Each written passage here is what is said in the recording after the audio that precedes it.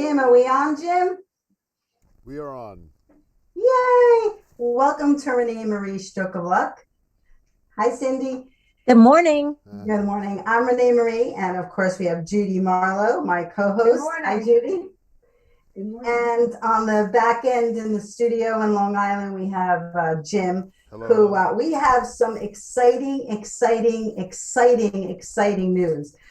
Judy doesn't even know this because Surprise. Jim bought a new system and he wanted to test it out this morning. So he texted me, can we get on early? And of course I'm up early. So I said, yes.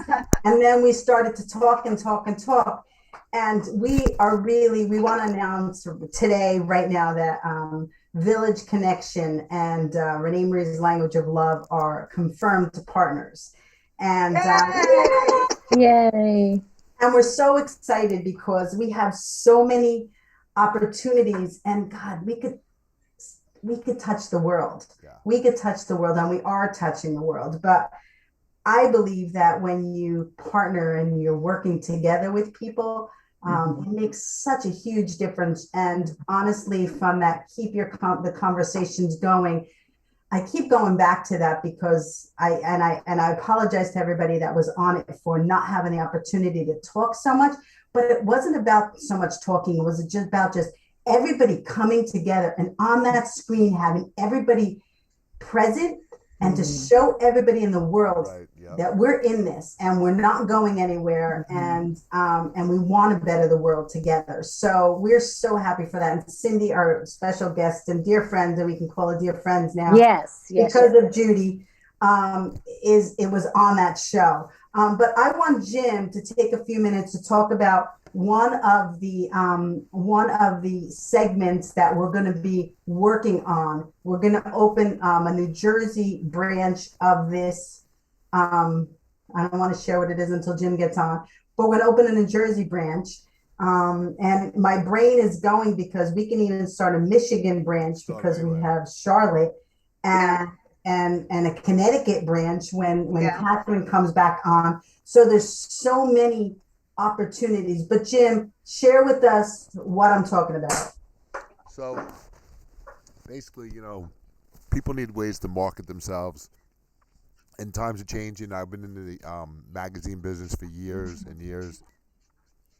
But you can reach a lot more people with the internet than you can with a printed magazine. So I developed an online coupon site. So where I live, we have these coupon books that come in the mail, and they get mailed to your area, your zip code, and that's it. You get that coupon book. But with the coupon book online, there are no boundaries. So if you live in the next town, you're going to get the coupons just like the person who lives in that town. So no matter where you go, with my app, you'll be able to say coupons nearby, and it will show you any coupons that are in your area, no matter where you are. Awesome. And those coupons will come up. So, I live in Long Island, so obviously this is where I'm starting. But, I've reached out to my brother where he lives. He lives in North Carolina. He could easily go to Wilmington and start up a coupon book there because all I have to do is put it online, and that's it. You're in business. Wow. So anyone who was looking to do work for themselves, who might have a good relationship with their town and can get people to sign up, you could create your own coupon book, and then we could say, hey, here's one in Jersey, here's one in wherever. So this is our first try. Renee's the perfect person to do it with. She knows a lot of people. And we've been working together for years, so it just ties it all together. So now, instead of Renee being an account of mine where I'm doing work for her, we're doing work together. Yeah, there's and no honestly, account. and one of the gifts is that Jim's concept on helping us, and helping our organization, and because a portion of the proceeds that we sell will go directly into our account. Yeah. So not only are you helping yourself with this, with the coupons, but you're also helping our organization. And our organization, is so vital and so important because I know that we've been fulfilling the stroke and aphasia awareness. We've been fulfilling the telethon, but that third mission statement is really where we want to start navigating towards, and that's the help that people that insurance has run out. And we can't do that if we don't have the funds. Right. We had to lay the groundwork, and we had to set the foundation, and we have set the foundation, of course, because of Judy's help and the board's help. But now we're partnering with Jim, and we're so excited. So thank you, Jim. Thank you so much. Thank you. Judy, I'm sorry it's been evolving. It just happened. It just happened. I wasn't available yesterday. No, it wasn't yesterday. It was this morning. It just happened. Oh, all right. It was this morning. Otherwise, no. I definitely. Things are always developing. They're developing. Yes. Developing. But let's get to the show that we are talking about today. I'm going to let Judy introduce our guest because Judy is the one that found Cyndy a while ago, right? Wasn't it Judy? Judy? Yes. So I'm going to let Judy do, and then I'll share my concepts on where we're going with this and how we're partnering together with Cyndy to really, in my world, because I'm a grandmother now, and I have a little boy, and my girls probably could have been affected when they were young as well, but now I have a grandson and granddaughter, and that's where my concern comes from. So Judy, why don't you introduce Cyndy for us? It gives me great pleasure to introduce to you and to the world Grant Feasel, author of When the Cheering Stops, After the Cheering Stops, which I highly recommend to every parent all over the world. Cyndy is the founder and president of CTE, which brings awareness of head injuries, and she's doing this with groups on Facebook, and she talks with churches and many other organizations. Cyndy's husband, Grant, played college football at Abilene Christian University and was starting center and long snapper for the Seattle Seahawks from 1987 to 1992, and starting his pro football career with the Baltimore Colts in 1983. While playing 117 games in the National Football League, Grant suffered jarring collisions with powerful nose guards that took their toll on him, both physical, mental, and spiritually. These injuries caused a degenerate brain disease called CTE, which has been the focus of lawsuits from former NFL players and the topic of a Hollywood movie, Concussion, starring Will Smith. Grant Feasel died at the young age of 52 from CTE, and CTE can only be discovered during autopsy. Wow. Let's take a few minutes to be quiet and just really process what Cyndy and her husband Grant have been through, because it's really heart-wrenching. Not only what you through, Cyndy, but now that you know the reason why Grant was doing what he was doing, to be in his mind and in his body must have been excruciating. Yes, and I'm going to add, we had 3 grown children, and they lived in our family, of course, while all of this was going on. So it's not only affected Grant and I, it affected our family as well. So this disease, because of, all of the issues that Grant took on because of this disease, it affected all 5 of us. Yeah. It does. When somebody is ill, and it doesn't matter what it is, right. It doesn't only affect the person that it's happening to and their partner. It does affect family and friends and relationships. Yes. Talk a little bit about that, because I don't think we talked about relationships that you had, with your friends and family, and how you navigated through it, because you probably were devastated and couldn't understand, and then who could you talk to? And then you probably didn't want to say things to people, so you went out with them, and they didn't know what was going. It's got to be mind-boggling. Yeah, it was really terrible. But again, it just was a slow process. We married out of college, and so we married super young, and he'd already played football and other sports that were, wrestling. He rode motorcycles. He had a lot of concussions from just being a boy. Right. And so he already had some trauma. And we didn't even know back then, we didn't even know what caused brain trauma unless you really, were in an accident or, there was a brain medical issue or whatever. So he already had all of that before we ever got married. And he played for 5 years college football because he was a red shirt, which means you got an extended year. So he already had all of that history before we ever got married. Wow. And so his brain was already damaged. Yes, already beginning to be damaged. So we, we started our marriage on that. And then he played those 10 years and 117 games. So we'd had a slow fade of our relationship, because he had an illness, but we didn't know it.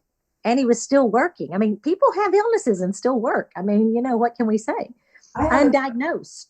I have a question for you. What were some of the signs? Did you see any of the signs early that you shrugged off?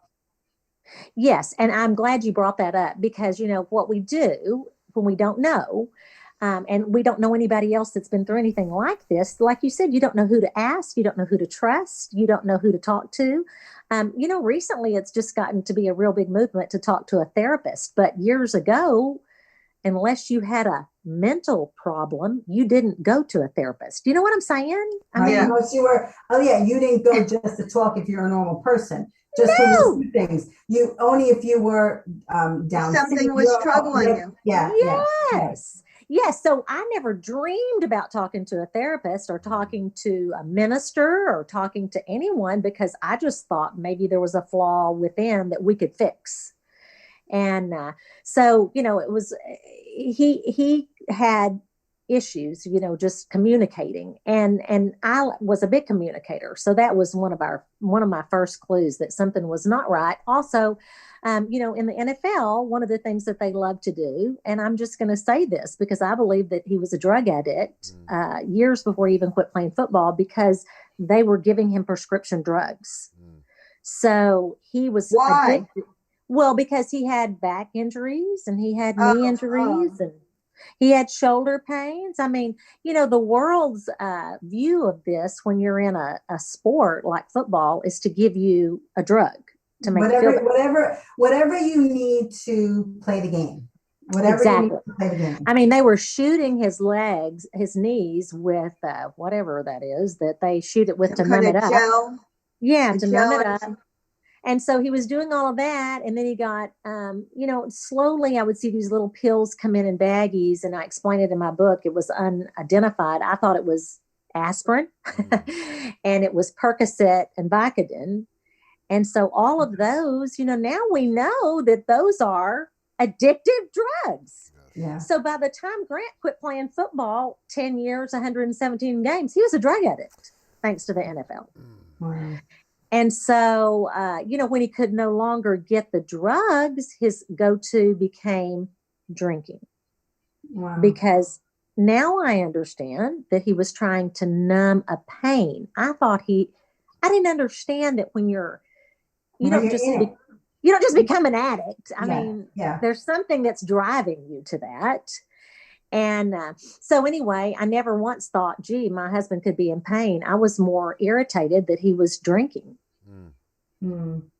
And again, we talk more openly about addicts 10 years after his death than we did prior. Right. because Right. people used to hide their addictions. Right. And so he was hiding it. I was hiding it. So we all became these sick, codependent, you know what I'm saying? Yeah. Yeah. And that's a real problem for your family to grow up seeing dad taking pills, drinking, mom hiding it, dad hiding it. It's a very it's not a good environment. It No. Cyndy, causes a lot of trauma. I just want to add that the signs that you probably saw were he had difficulty thinking, Yes, ma'am. memory loss, problems with planning, organization, and carrying out tasks, impulsive behavior.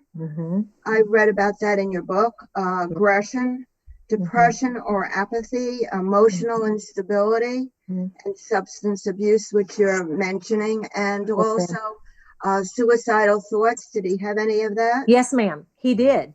And I thought that it was just because, I think alcohol's a depressant. So he would get super depressed and he would go to doctors, but he wasn't being truthful and saying, I'm drinking and taking pills. And so what they would do is they would give him more medicine. Oh, no. They would give him drugs for anxiety. And if you mix stuff like Xanax with alcohol, that's just a runaway mine train, So this is what was going on: is he was taking these prescription drugs and drinking, and it was causing him to be super depressed as well. But all of those things that you just read are accurate. I did not ever put two and two together. I realized when I was writing my book and doing research, I looked on the Mayo Clinic's website, and that's when I just had to sit back and cry, because I thought, gee, I wish I'd seen these symptoms years ago. I mean, understood the symptoms. I had seen them, but I hadn't understood them. Also, Parkinson's disease can come from that. And motor disease.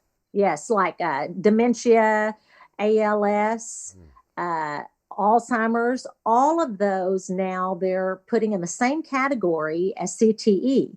He had trouble walking. He had trouble being steady on his feet. But see, I thought that was drunk. Wow. So there was no way in the world I could ever figure out what in the world. And I kept thinking, every time he'd go to rehab that he would get sober and he would come home and be home for 24 hours and he'd be drinking again. Oh, man. Because the real issue wasn't resolved. He went to drinking, but that wasn't the underneath lying issue that he had. Correct. Right? And so there was nothing. It was an unproductive cycle. Go to rehab, come home, drink. Go to rehab, come home, drink. It's so caused. I'm sorry. Do you think that the NFL has opened their minds to understanding and trying to work with? I mean, I heard that they changed the helmets. Does that help the problem at all? I mean, they can come up with the most super duper helmet in America, but if you are hitting a brick wall over and over and over again, what kind of helmet could you possibly have outside of maybe a spacesuit? Because you're still going to have a jarring of the neck and the brain is going to shake. And I know y'all understand this because you talk about the brain often. A brain is like an egg yolk. It's very soft. And, years ago, we didn't know that. Again, nobody even talked about the brain being soft. I never dreamed when like you're talking about having a grandson, we had two sons and they played football just like their dad did all the way through college, never dreaming that the brain was being shaken every time they practiced, every time they had a game. My boys, I will say this for my boys, you're talking about your grandson. My boys had problems sleeping. My boys both were diagnosed as having ADD. All of those, now we know because of research that when you have a brain injury, those are some of the things that can happen from a brain injury. My boys had many concussions in their lifetime. My oldest one had a skull fracture and was hospitalized for a week, and we still let him play football.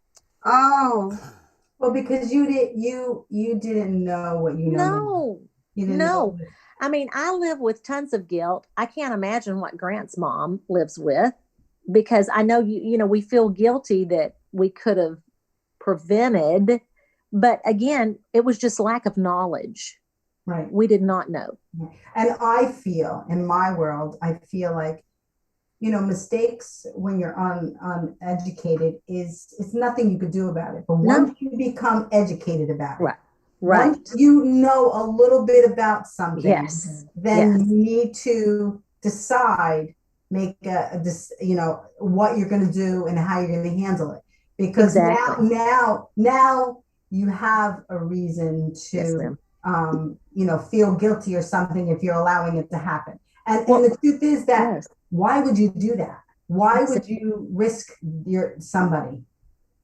Exactly. And you become an advocate like you have. I mean, I couldn't sit on it. I thought a long time about just, letting it go and trying to heal myself. And I mean, really, I wrote the book to just see, is anybody else out there? Has anybody else ever been through any of this before? And, it's just like you can't keep up with the amount of people that reach out, because it's a needing information community. And you don't know until you go through it and start reaching out and start saying, hey, has anybody ever had this happen? It's amazing how many other people have. Yeah. Oh my God. You asked, it's very sad. It is very sad. And you ask about the NFL, and I'll just have to say this about the NFL. They don't care about any human being. All they care about, and they use people on a daily basis, and they pay them well. But, your chances of dying at 52 are a lot greater than if you're working a normal job, doing something else. And so they don't care about the long term. They don't care about the brains, and they don't really acknowledge anything. And the money that they've given everybody, including our family, has been, I consider it blood money. Cyndy, wasn't Grant thinking about being a doctor? Or yes, a dentist, a doctor, dentist, or yeah, he could have been either one. He was accepted into medical schools, dental schools. He could have been either one. He was super smart. But isn't it interesting that he went through all those years in college of biology, because he had a biology degree, and he never learned himself about the brain being soft and something that you wouldn't want to hit every day. I mean, it would be interesting to me if they changed any of that in textbooks or lecturing in colleges. Have they started talking about how head banging sports are an issue with the brain? I mean, is this something that's being talked about? I would love to know if it's a topic. That was what I was going to say, Judy. Maybe we should research that and find out if there is, in the education field, if they have changed what they're educating kids and people on. It's a good idea. Yeah, and the other thing is that we really should give the NFL the opportunity to weigh in. So let's just take a note, because I want to reach out to the NFL to ask them if, for their part. Like, we want to hear from them. Like, maybe Cyndy is not aware of what they're doing. So let's give them the opportunity to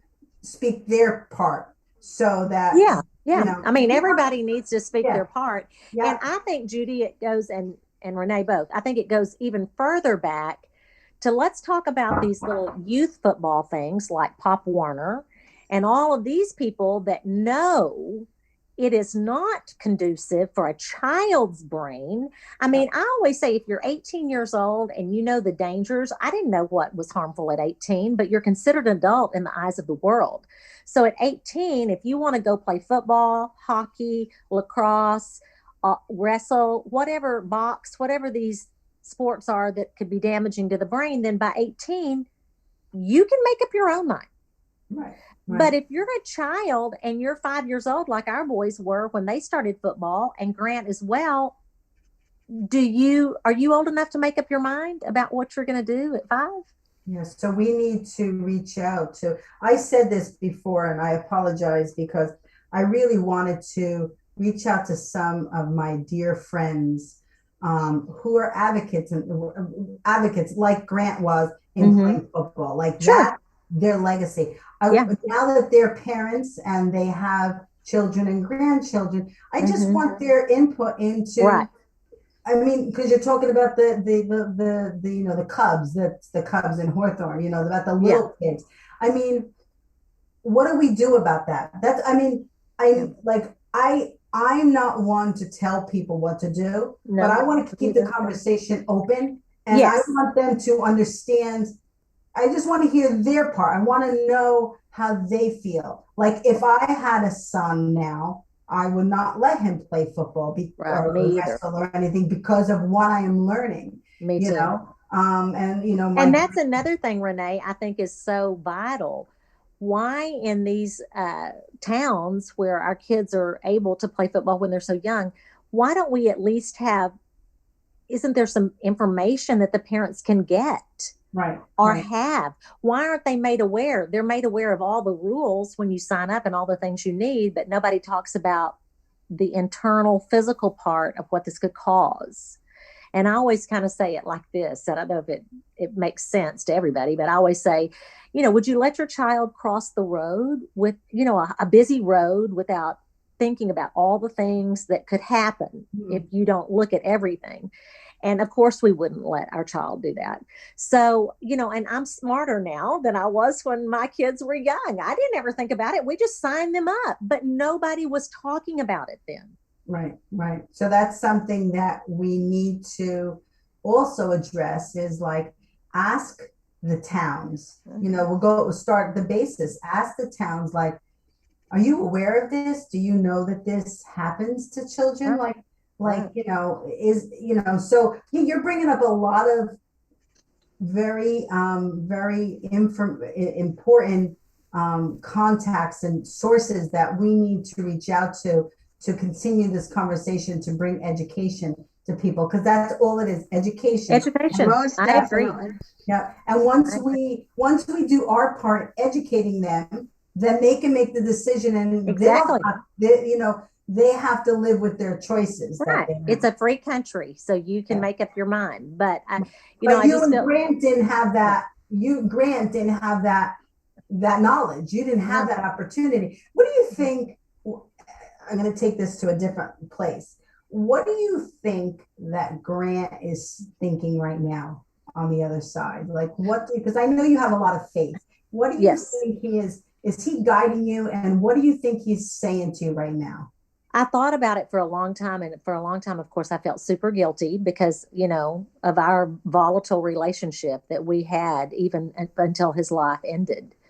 And it caused a lot of, I mean, all of our family went through a ton of trauma. So it's caused a lot of problems with all of us. But I really feel like that Grant is saying, please keep telling people, because Grant was a kind-hearted soul and he would never want a child to be harmed in any way. And so I have continually felt that he is guiding me in saying, please keep talking about this. Don't let it ever just go away. I want you to keep on talking. So I have felt a real strong tug. And I've had a lot of people, a lot of friends and acquaintances who have died since Grant's died. And I always think, and I know this is crazy, I guess, but I've always thought after each one of them have died, I know that they found him and said, Cyndy's doing this work, and you know, she's doing a good job, and she's trying to help people. And I know that I really feel deep in my soul that he would want me to say everything that I've been saying. Good. I just want to add that in your book, Cyndy, when Grant was just about to go into hospice and he was in the hospital, and you got into bed with him, and he said to you, if I had known what this is going to cause and what's happening, I never would have done this. Yes. And those words. It's a very moving moment. Yes. I actually was crying when I read it. I think about that a lot, and I still have the little piece of paper that I wrote that down on that night when I came home, because I thought that was so pivotal for me to have freedom, you know, because that was my beginning of feeling like I could have freedom from what had happened, because I knew that he forgave me. Wow. And we forgave each other. I mean, like Renee said, we're Christians, we have faith. And so I know that, all the things that we didn't know, I know we've been forgiven for. But I do think that you're held responsible, I believe y'all feel, that you're held responsible for getting information to people if we know better. Yeah. Yeah. It's so,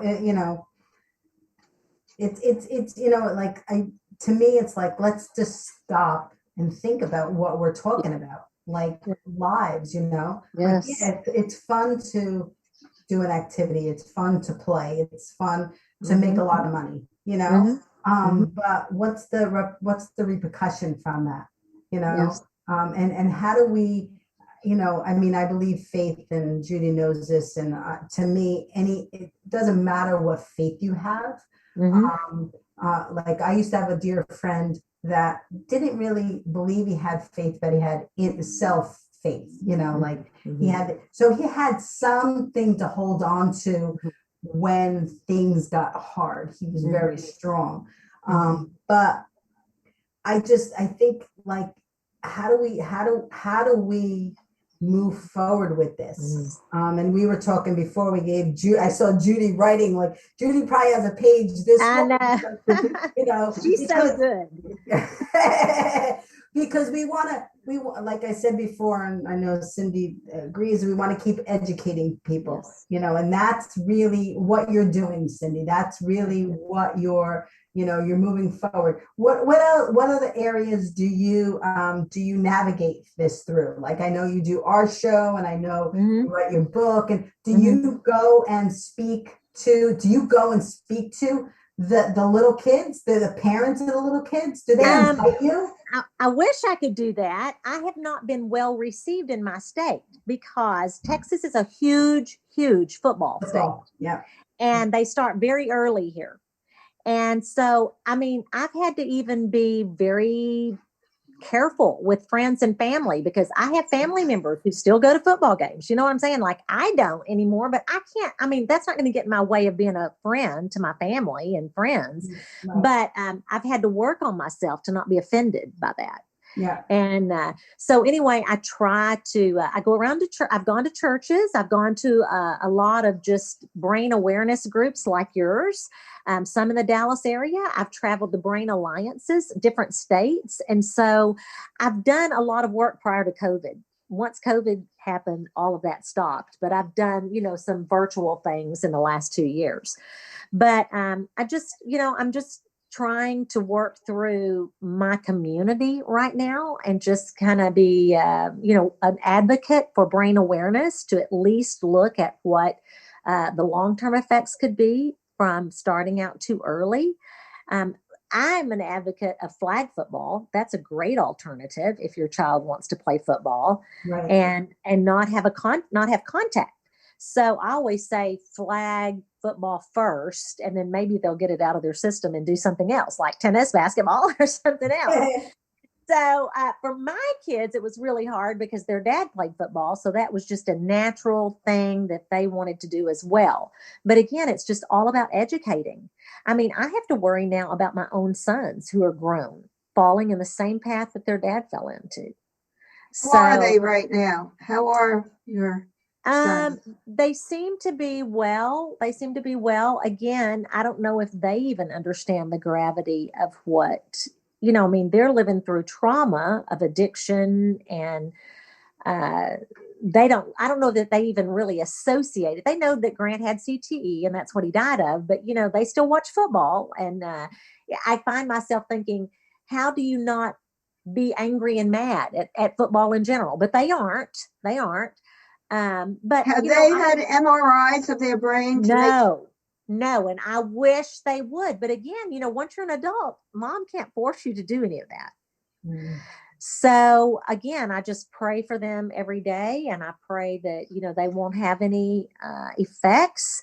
But it could be in another form. It could be like you said, Judy. It could be ALS. It could be Alzheimer's. Parkinson's. Yes. So I have to stay open to any kind of thing that might happen, because I don't think that people put two and two together. Now, when I hear of a man dying or getting ALS, I have to think to myself, how long did they play contact sports? Right, right. And they may have the what is it called? The CTE, but they won't know it until they pass. No. And one of the things that has gotten better since Grant died, doctors, some will say you have symptoms of CTE. Now, they can, put you on a holistic diet, and you can, go have brain scans or whatever. But one of the huge things that this tends to go to is addiction. And I don't know, and nobody's lived to come back and tell us, is it because of the pain? What drives the addiction? We don't know, but probably. And so I just find it to be interesting. And maybe where y'all live, close to Boston, because, the Boston University is where Grant's brain is and has been studied, along with a ton of other NFL players. So, I know there's an active ongoing study, but just as far as just going to your neighborhood or town neurologist and them talking about CTE, I don't really know that happens. Judy, we should touch base with the Boston University. Yes, I also was wondering, do you go to public libraries where they have programs and talk about it? I know they're not too receptive in Dallas. Right. I have done that to a small group at a local library. And so I have done that. Again, the meetings are small. And my kids went to a small private school, and I have a ongoing relationship with their trainer at the high school. And so we have a meeting every year before sports start to talk about this with parents. But, how do the parents receive that? I'm just curious, like, what do the parents think when they're sitting there? I don't really know. He is the one that says he has to have them sign a permission slip that they know and have heard. And so, he can do that in a small private school, but locally in a town school, or, how can you that's not well received here. What blows me away is, like, this is not hidden stuff. There was a big movie about it, Concussion. Yes. It was a big movie. It's not like this is something that you're developing. This was out in the public, in a movie, in Concussion. Yes. So to me, it's like, how can you not just open your mind and your heart to talk about it? I'm not saying to change your mind. I'm just saying to talk about it. Right. And I agree. I say that, and I know you understand this. Money, it's hard to fight power and money. And the NFL has a lot of power and a lot of money. And so people are so ingrained in entertainment. Our United States loves to be entertained. And think about it. Cities are built around these stadiums. Right. So it's a lot of money. It's hard to fight. Even if you've got medical knowledge, it's hard to fight all of the bureaucracy. Yeah, but at least if we're making people aware and families are making choices. Yes, ma'am. If we save one or two lives, absolutely. Then we're developing and we're doing what our calling is. Yes, ma'am. So to me, it's like, you just got to keep talking, got to keep educating people. Me like too. I said, I want to bring my dear friends on that have football players that have played. Because I just want to hear their input into it. Yeah. So it's pretty to me, because that movie was out. I just can't imagine that it's out in the open now. It's out right. And I will say this, that every football player that I see in the news media that dies, I find it interesting that the majority have had ALS, Alzheimer's, dementia. There's been another disece driving their death. That's so crazy. It is. Crazy. So, what I can't even think now because I was like on that movie Concussion That's okay. that it's so I'm just like trying to process in my brain, like, I know. Cyndy's fighting to bring awareness to something that has been it's been Yes. publicized. Yes. So People are not paying attention to it. so what do No, they're I'm not. just curious, what They is don't think it could happen to them or their Right. family. feedback? What is the feedback that you got from that movie, and how did you feel when you saw that movie? Well, I went to see the movie with a dear friend, and Grant had just died, and I had to leave because I got so upset in the movie. I had to go out for a while, and she and I talk about it often. She said that was just like your whole life being replayed on a screen. And so I don't know if my kids ever saw that, our own children, because we never had that conversation because I just try to be neutral with them. Yeah. Yep. And so I don't know how they felt, but I just know that it was like a replay of our life. And when I talk, and I'm friends with so many other NFL widows who say our family was the same way. I mean, it's creepy when you talk to someone else and they've had a similar life pattern as yours. So, I don't know. It's crazy to think that this is true. And there's been a big, huge motion picture with Will Smith making the movie, and that more people aren't going, what in the world? But that to me, like, I mean, I want to know what people think about the movie. Yeah. Think about the movie. That's what we need to do. We need to do research on comments on the movie. And what they're telling me from the other side right now, Cyndy, is that when you start your presentations, you really should talk about Concussion first, that movie. Because that's good. I like that. You know why? Because it's well known. Yeah, your I book agree. is a little book. I know you're trying to navigate. No. It is a little book compared to Concussion movie. I mean, right. I can't get people to even want to believe it. Right. So what I'm saying is, if you take this big movie, yes, ma'am, and you get their attention first, and then at the end you say, "And I wrote this book, and this is why," because, like, to draw them in. And have you ever tried to reach out to the people that made Concussions? I haven't. I've talked the doctor, Dr. Bennett Amalu, that is in the movie, represented in the movie, a Nigerian doctor that actually named CTE, or, he put it all together. I don't know if he named it, but he put it all together. He said that, they tried to drive him out of town on a rail. They wanted him to go away because they were afraid he was going to bring negativity to the NFL. Wow. And he brought forth all of this scientific information, and people still don't believe him. He's trying to save lives, and nobody wants to listen because money's more important to them. Yeah, and listen, he's a pathologist, and he is great. So FYI, if you could ever get a hold of him, he is phenomenal. But he's had the same problems I've had on another scale because he's a medical doctor. People even believing him in the medical community. How do you spell his name? I think it's Omalu. Bennett. B-E-N. Oh, 1 minute. O-M-A-L-U. A-L-U. And his first name? Bennett. Okay. We can find it, but he was. Yeah, you can find him everywhere. You can find him everywhere. He's on social media. He's everywhere. And he too has written a book. And again, people and he had a relationship with Will Smith.